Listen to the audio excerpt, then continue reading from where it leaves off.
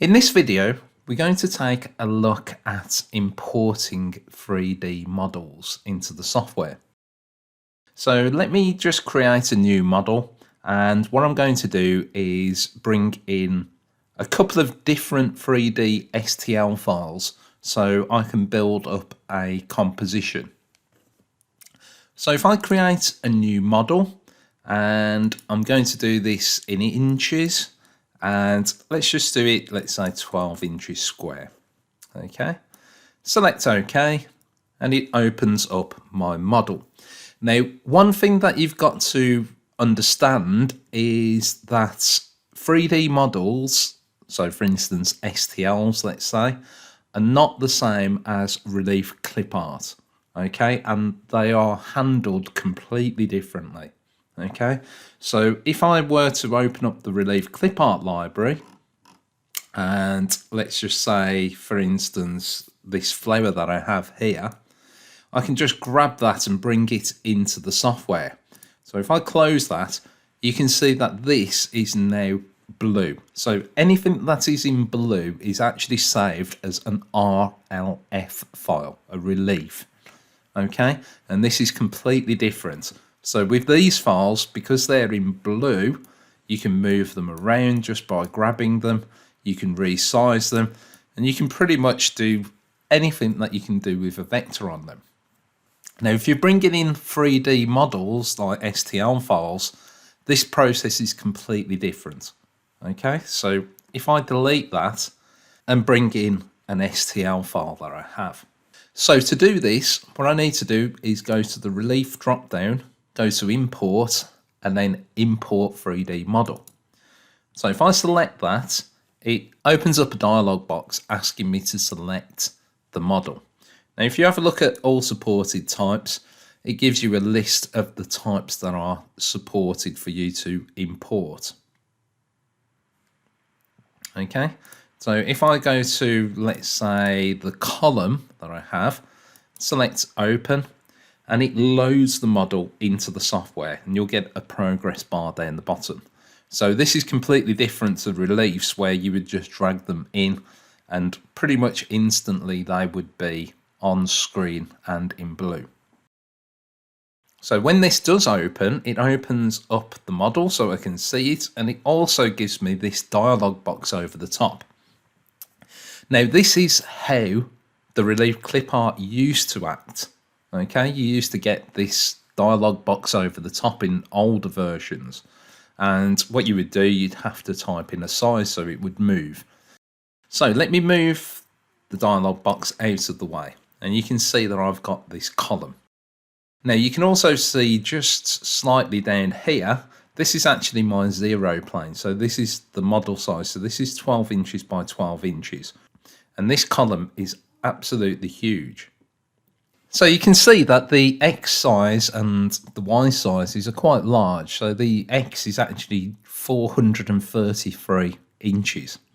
Now, this may look a little bit daunting, this dialog box, the first time that you see it, but it's quite simple to use, really. So let's say the X size, let's say that I wanted this to be, let's say 11 inches in height. Now, if I go to the, let's say the X size, I'll change that to be 11. Now you'll notice that all of the other sizes updated.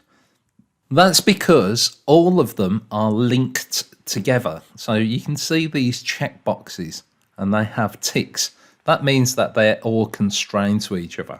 Okay, so if I were to select apply, you can see that it's become smaller. So now this is 11 inches. But you can also see that it's absolutely miles away from the 0 plane. So I need to put that onto the 0 plane. Now I could do that by changing the X and Y dimensions for the position at the top here. So a quick way to get that into the center of the 0 plane is to just click center, and it will move it into the center of the 0 plane. Now, I understand that you can't really see that at the moment, so if I zoom in, you'll be able to see that that's being placed in the center of that 0 plane. Now, you can also see that it's sitting on the top of this. Now, if I were to paste this down, I just want to show you what this actually looks like. Okay, so if I were to select paste, what would happen is any of the undercuts would just come down straight. Okay, so I'm going to press paste. Okay, and you can see that it's pasted down. And you can see that what's happened is it's brought it all down straight. Okay, so that's something to take into consideration when you do this. Now, it's not really a problem because Carveco cannot do any 5-axis machining anyway. And also, most people will probably, if you're using Carveco Maker, will probably have a 3-axis CNC machine. So you wouldn't be able to machine that anyway. So if I now were to go back and undo that, it would allow me to do it because I'm still within this dialog. Okay, now if I paste that down and then cancel, so close it, let's say that I'm happy with that, then it won't let me undo it. Okay, if I were to undo it, it would get rid of that model that it's pasted down. So what you need to make sure is that you're completely happy with this prior to pasting this down. Okay, and what I would do, I would save the model in increments. So just before you're about to paste another one down, or just before you're about to import another STL, let's say for instance, then I would save the model and then you can always go back to that. Okay, so if I were to undo this now, it completely gets rid of that model. Okay, and I'm back to square one. So I'll import it again and start to build up my scene that I want. Okay, so this is going to be basically, I want 2 columns either side, and I've also got an angel that I want to be sort of floating in the background of the 2 columns. Okay, so let's go to Relief, Import 3D Model, select the column, select Open, loads it into the software.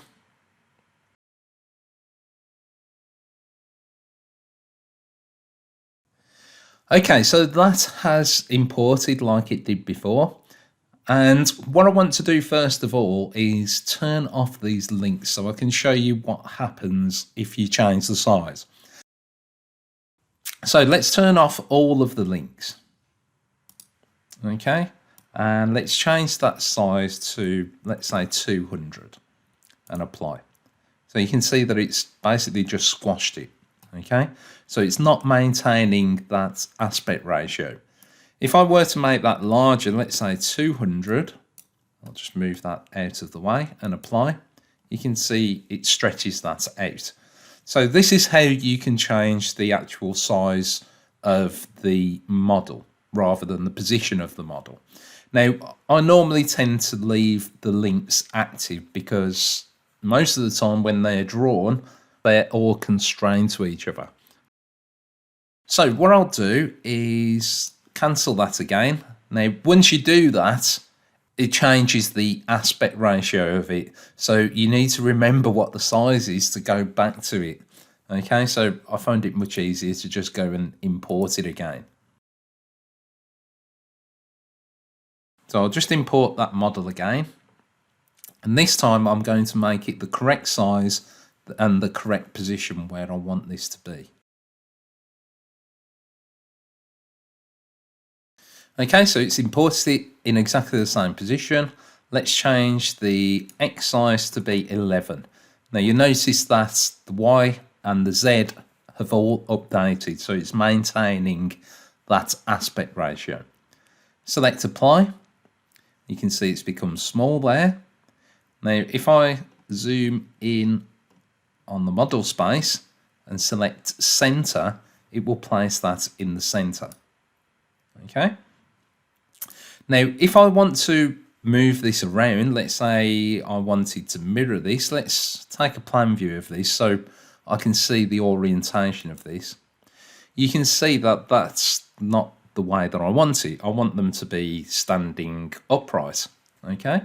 So what I'm going to do is change the orientation of this. So I'm going to change the rotation. So I'm going to rotate it around. Now, you can rotate it around different methods. So you can rotate about the x-axis. Now, I tend to get confused, to be completely honest, about which axis to use. I normally look at these dark blue arrows, so it gives you sort of an indication which way that you would like to move it around. So for this instance, I want to just rotate it around, so it's just on the plan view or the top view. So it's going to be this one here. So it's about Z. Okay, so let's do it 90. You can also do negative numbers for this. So let's do 90 and see what that does. Select apply. Okay, so I went the wrong direction. So I could do a negative 180 and then select apply. And it would flip that around. Okay, so use these to flip them around. You can do a mirror here. So I'll show you that in a moment. Now you just need to make sure that you get the right orientation again with that. Now what I want to do is move the position. So first of all, I'm going to get my Z setups correctly. So if I rotate around, you can see as previously that if I pasted this down, I would have a large area of flat going down because it can't do the undercuts. So if you take a look at the current size, you can see the current size in Z is 2.89666. So if we divide that by half, so it's, let's say 1.45, just to make things easy. And I'm going to do Z, I'm going to bring it down by minus 1.45. Okay, and then select apply. And that brings it down. Okay, now if I wanted to nudge it down a little bit more, let's say I just wanted to bring that down by another, let's say 0.1. Okay, I'll go negative 0.1. This won't work because it's an absolute figure. So if I select apply now, it brings it back up, but it's just come down by 0.1.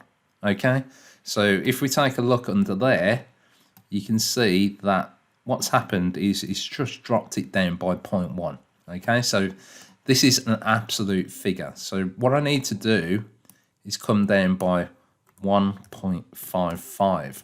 Okay, and then that will drop it down. So select apply, and what it's done, it's just brought it down by an extra 0.1. Okay, so let's just say for argument's sake that I'm happy with that in the Z. What I want to do, I want to move it over to the left or the right. Okay. So let's do position. Let's go, at the moment it's 6. So this is my datum. My origin point is the bottom left. So it's moved over by 6. Let's say that I want it to be, let's say 1. Okay, let's see what that does. And apply. Okay, so you can see that it's just there. These are all coordinates relative to that 0 that we have. Okay, so let's move it, let's say 2. And it brings it in. So once I'm happy with that, select paste. And it will paste it down. Okay, so when I've pressed paste, what I can actually do, what's quite useful, is rather than bringing that in again, it's still loaded in the model. So if I wanted to create a copy of that, all that I need to do is enter a new position. Okay, so let's say that I want it to be another 2 inches off the edge here. So I know that that's 12, so the position in X is going to be 10. So if I select apply, it creates a copy there. Okay, so I can just create another copy there. Now, it doesn't really tell you in the dialog box that you can do that. Okay, so if you want to create a copy of it, just keep that dialog box open and then just change the position and it creates a copy of it. And then I know that this is exactly the same because I've got my Z settings correct. I've got exactly the same sizes in there. So I can just select paste and it will paste it down. Okay, now you can see that it's still there. So if I wanted to, I could create another copy. So if I go back to 6 and select apply, then it moves it to the center. Okay, so I can create various copies by doing this. Now, one thing to make sure is you can also undo this, so it will go back and it won't paste that one down. Okay, so I do actually want that one, so I'm going to go back to 10 and I'm going to paste it down. Now, if I select cancel, then that is pretty much set in stone. Okay, and I can't do anything with it. Okay, so select cancel and it comes out of the tool and these two columns are pasted down. Okay, which looks quite nice. So what I want to do now is to bring in a couple of angels, and I want to just place them behind the columns. So if I go to relief again, import 3D model, select angel, and then open, this will load in the angel that I have.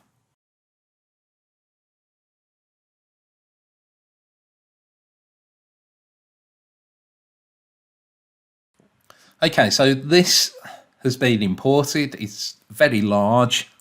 This was done originally in millimeters. So what's happened is the software has kept the units, which are in millimeters, but the actual models in inches. Okay, so let's resize this. Let's give 6 inches a go and select apply. Okay, so you can see just here, this little piece here is the angel, and over here is my model. So if I zoom in on the model, select center again, and it will drop the angel in the center of this model. Okay, now what I want to do is obviously rotate this around, so let's do a view from the top. Again, I want to rotate this in Z. Now this time I'm going to try -90, select apply, and that's in the right position. Now what I can do is start moving this around. Now, as I said before, this isn't like the Clipart where you can just grab it and drag it. This is sort of a bit more trial and error. So let's try 5 and apply. Let's do 4. Maybe just a touch more. Let's say 3 3/4. Maybe 3 1/4.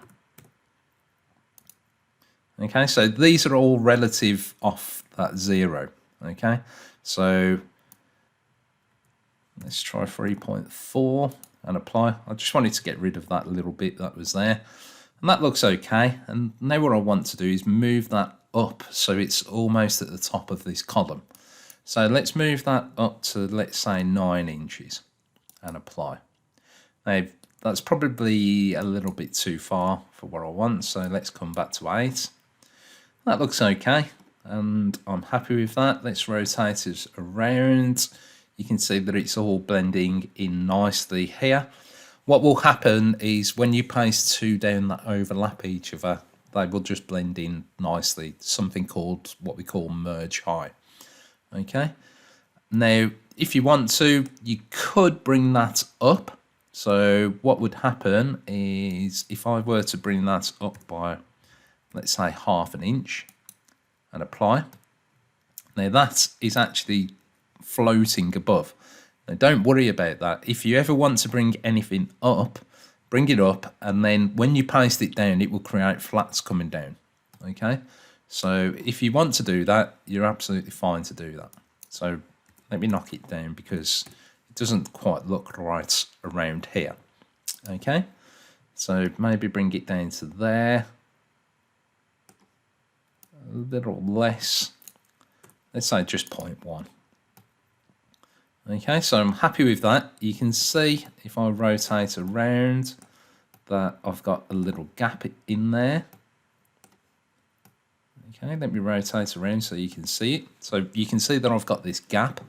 Okay, and I'm pretty much happy with that. It seems to be okay. So I'm going to paste it down, and you'll notice that this gap gets filled in. Okay, so it's just brought it down flat.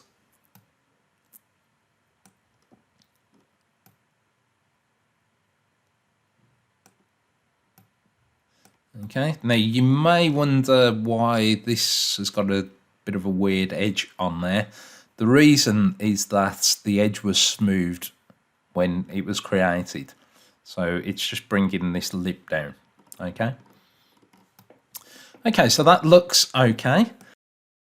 Okay, so now what I'm going to do is create a copy of the angel, and I'm going to try to flip this over because I want to create another copy here that's actually mirrored, okay? So let's change the position. Let's say 6 and let's try 4 and apply. Puts that there. And what I want to do, I want this to be the opposite direction. So this flows into the column. Okay. So to do this, I'm going to use some of these mirroring options. So I'm going to try to mirror this in X. So let's see what it does. Select apply. And you can see that it has mirrored this over, but what it's also done is created this weird dark relief for me. Now, I'm not too fussed about that because that actually looks as though it's okay. So what I'm going to do is move this into the column, okay? So let's change the position. Let's say to there.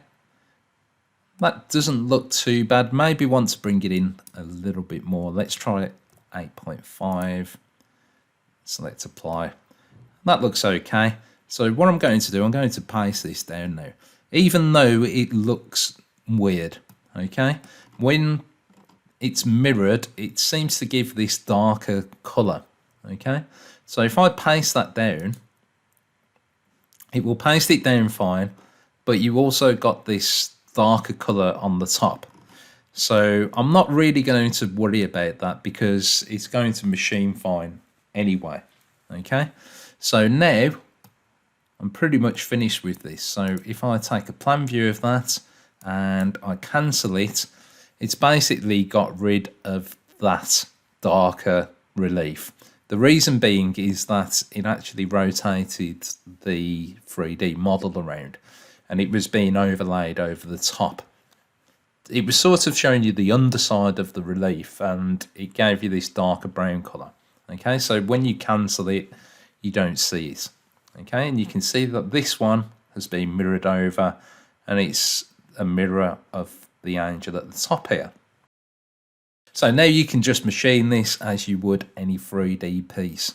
Okay, so this is how you can create a composition and how to bring in various STL files or 3D models into your piece of work.